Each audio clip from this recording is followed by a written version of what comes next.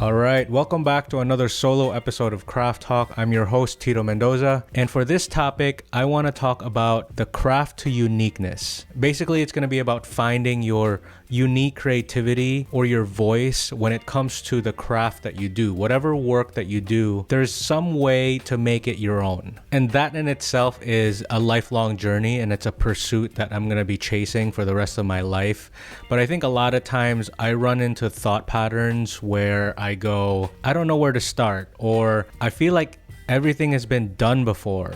Am I just imitating or copying all of the influences that I've seen? Those are things I just think about all the time. I worry that I don't have this type of uniqueness or originality within me, or that I'm trying too much to be like someone else. And this is especially true for me in general, just because of my experience. I was born in the Philippines and I immigrated with my family to the US when I was around 9 years old. So my entire childhood, in a lot of ways, just my form of survival was to fit in, to assimilate. I grew up being very observant of everything going on around me. I would analyze all of those things that I was observing, and I would just become a chameleon. Whatever it took for me to fit in with a group or be accepted somewhere, that's kind of what I did. If all the kids played sports, I would also play sports. If all the kids did music, I would do music. And that's not necessarily a bad thing, but you can imagine now coming to this realization in my 30s that I've pretty much just been code switching this entire time. It makes you wonder, were the things that I identified with when I was younger actually me?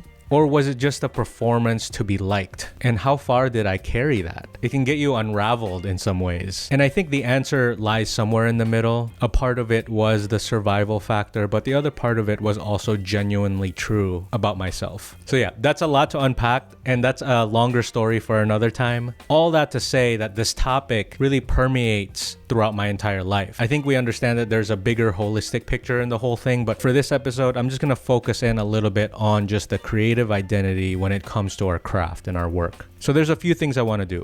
I want to share a few concepts that I've collected over the years, and then I also want to share a practical exercise that can help us unpack this topic. Okay, in the beginning of this, I was mentioning that there's this fear of, I feel like everything has been done before. I guess let's start with this. I'm sure there is a thing such as pure original thought and originality that definitely exists. But for the sake of this conversation, let's just call, I feel like everything has been done before, true. That's just it.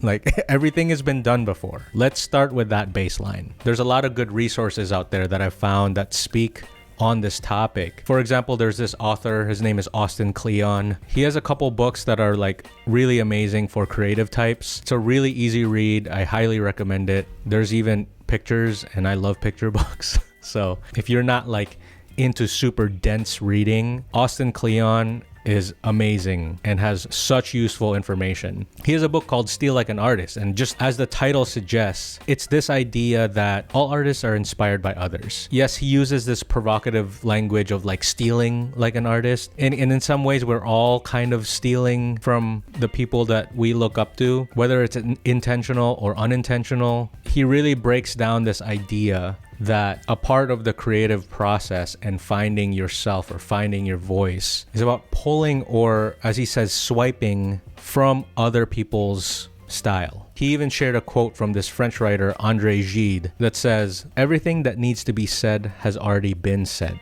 But since no one was listening, everything must be said again." And I love that quote because it goes back to everything's been done before. There's still a chance for all of us to repeat what's already been done because not everybody was listening.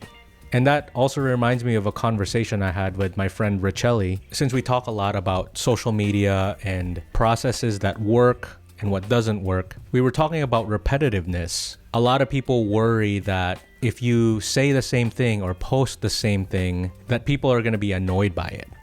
People would get worried like, oh, I'm being too repetitive. You have to be repetitive. People are engaging with so many things. You have to be repetitive.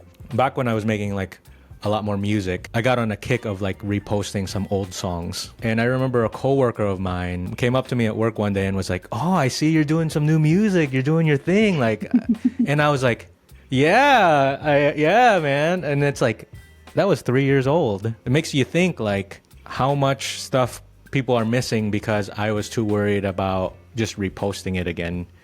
And I think that's what's really important, is to be able to find a way to just repeat yourself and be okay with that, because not everybody is going to see it the very first time. Don't limit yourself because you're worried that you're going to feel spammy or doing it too much. Most likely, people haven't seen it. Another concept that's very similar to this is the idea of everything is a remix. It has that similar spirit of Steal Like an Artist, where all great artists at some point is basically remixing.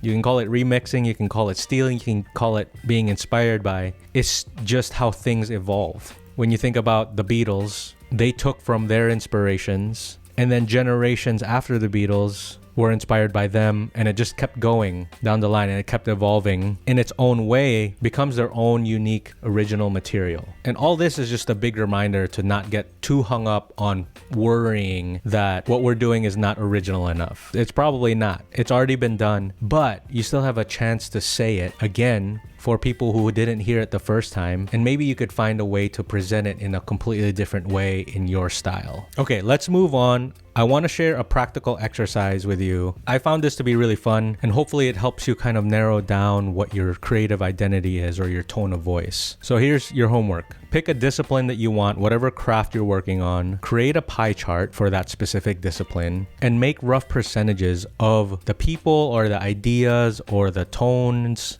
or the genres that you're inspired by.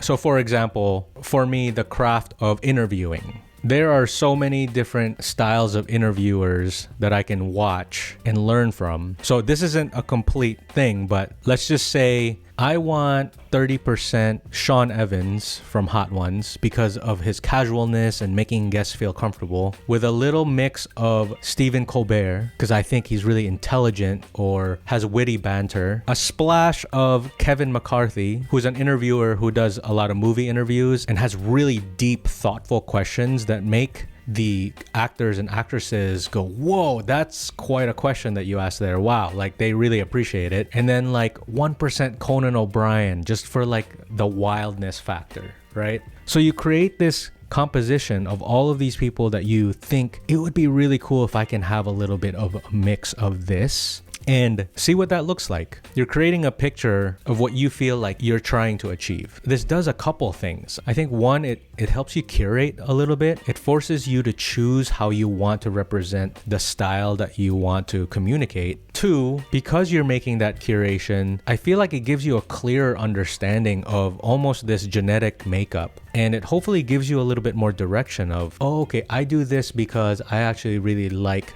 a huge chunk of this person's style. Now, it might feel like we're copying or just straight up imitating when you do a mashup of these things, but I don't think people are gonna notice that much. They might identify it, but I think in combination of the pie, there's one element that really can't be imitated, and that's you. Don't mean to sound cheesy, but it's just true. Say you just created like a whole pie of just all your influences, it's still getting filtered through you. So it's always going to have a little bit of you, because you're never going to be able to perfectly copy that artist or that person. A really great cover song to me is not an exact copy of the artist. A really great cover song for me is another artist who sees the beauty of that song and finds a way to make it their own. So yeah, the lyrics and maybe the chords are exactly like the original artist, but it's filtered through another instrument, and in turn it'll just create something different and unique. And I think that's just inevitable. And if you don't believe me, let's talk about physics a little bit. I mean, I don't want to get too heady here, but there's this term in physics called the observer effect. This is from Wikipedia. The observer effect is the disturbance of an observed system by the act of observation. This is often the result of utilizing instruments that by necessity alter the state of what they measure in some manner. Okay, so let's think about that. Just the simple fact that we're observing, it changes the state of whatever it is in some manner. In physics, they're talking about like subatomic particles, right? The Higgs boson, whatever it's called. But let's apply the observer effect into this pie chart practice. Okay, you have 10% this person, 50% another, blah, blah, blah. But you as the instrument, you're observing this about it, and the thing that you create because of it is still gonna be in an altered state. I am not really sure if this concept is gonna translate at all, but I swear when I thought of it, I was like, this makes perfect sense.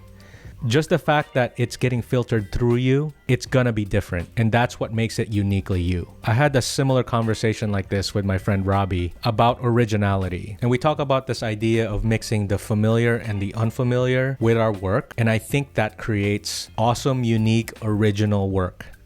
Creating is this balance of presenting familiar and unfamiliar and mixing it. Because if you just get what's familiar, that's a lot of times boring too. Yeah, you know what I mean? Because I think of like Radiohead or something. Like at the time when they came out, they kind of started with a thing that was familiar-ish to people. It's kind of like the Pixies, like Nirvana, like loud, quiet, loud kind of a thing. One of the reasons that I like them and that a lot of people connect with them as a band is that they didn't keep doing that. They didn't stay in the familiar thing. They kept giving unfamiliarity in these really fun and large doses. An album like OK Computer or something, there's a lot of weirdness in it. They play guitar, they play drums, they have a singer, things that you're familiar with, and they also do weird things like have weird sounds or have like a song that's like a robot voice or have just things that you don't expect. And I think that that's like kind of the heart of the creativity is injecting those parts of like, wow, I didn't see that